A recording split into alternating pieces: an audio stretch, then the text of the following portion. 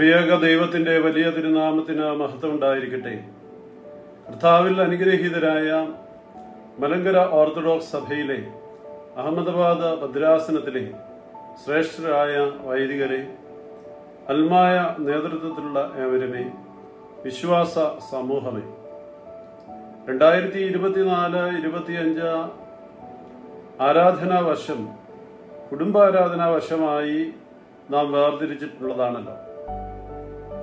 അതിൽ ഈ ഡിസംബർ മാസം നമ്മുടെ കുഞ്ഞുങ്ങളെ പ്രത്യേകമായി ഓർത്ത് പ്രാർത്ഥിക്കുവാനായി വേർതിരിച്ചിരിക്കുകയാണ്.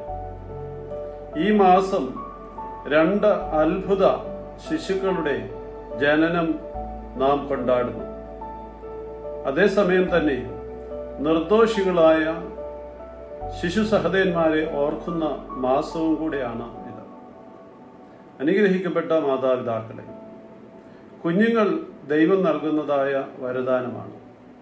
ഹാബേലിനെ പോലെ നിർമ്മലനും മോശയെ പോലെ ദൈവത്താൽ വിളിച്ചു വേർതിരിക്കപ്പെട്ടവനും വീണ്ടെടുക്കപ്പെട്ടവനും, ശമൂവേലിനെയും ദാനിയേലിനെ പോലെ ദൈവഭയമുള്ളവരും, യോഹന്നാൻ സ്നാപകനെ പോലെ ദൈവത്തെ സാക്ഷിക്കുന്നവനും, യേശു കുഞ്ഞിനെ പോലെ മാതാപിതാക്കളെ അനുസരിക്കുന്നവരും വിശുദ്ധിയുള്ളവരുമായി നമ്മുടെ കുഞ്ഞുങ്ങൾ ആയിത്തീരണം.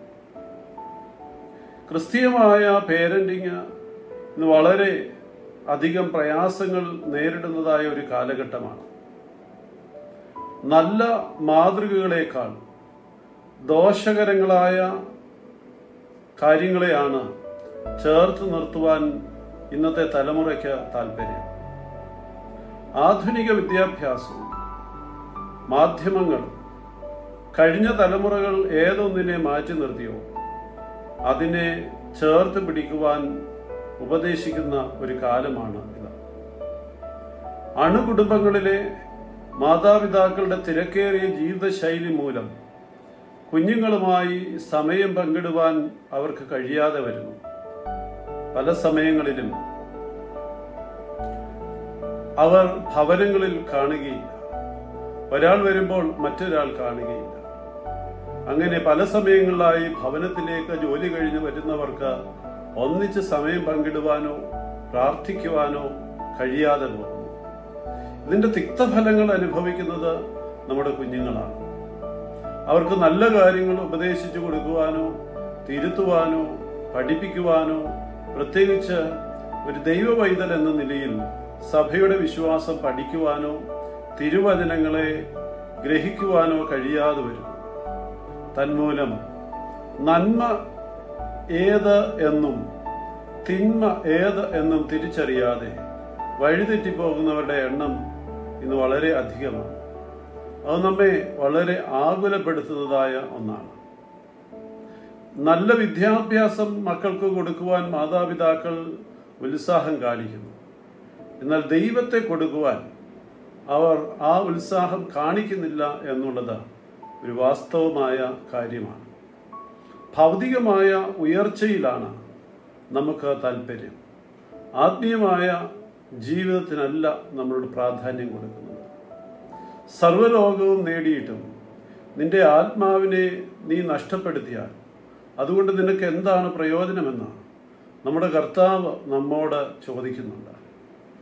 അല്പം ധനം കുറഞ്ഞാലും ദൈവഭയമുള്ള മനുഷ്യരെയാണ് ലോകത്തിന് ആവശ്യമെന്ന് നാം മറന്നു പോകരുത്.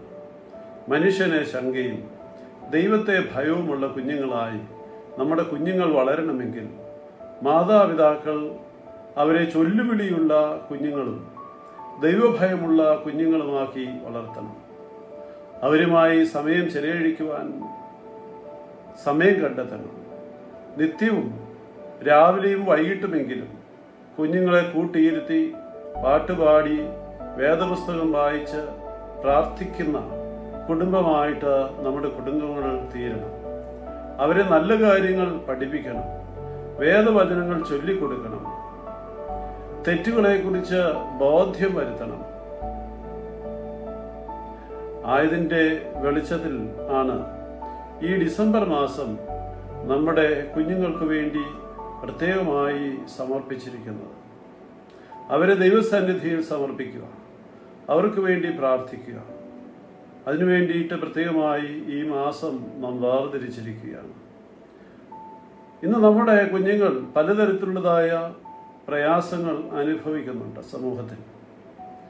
ചില കുഞ്ഞുങ്ങൾ ജന്മന തന്നെ മാരകമായ രോഗങ്ങളിൽ പിടിപെടുന്നവരായിട്ടുണ്ട്. ബുദ്ധിശക്തി കുറഞ്ഞതായ കുഞ്ഞുങ്ങളുണ്ട്. മയക്കുമരുന്നിന് അടിമപ്പെടുന്ന കുഞ്ഞുങ്ങളുണ്ട്. സാമ്പത്തികവും മാനസികവുമായ പ്രയാസങ്ങൾ ഉള്ളവരുണ്ട്. കുടുംബത്തിൻ്റെ ശിഥിലീകരണം മൂലം പ്രയാസപ്പെടുന്ന കുഞ്ഞുങ്ങളുണ്ട്.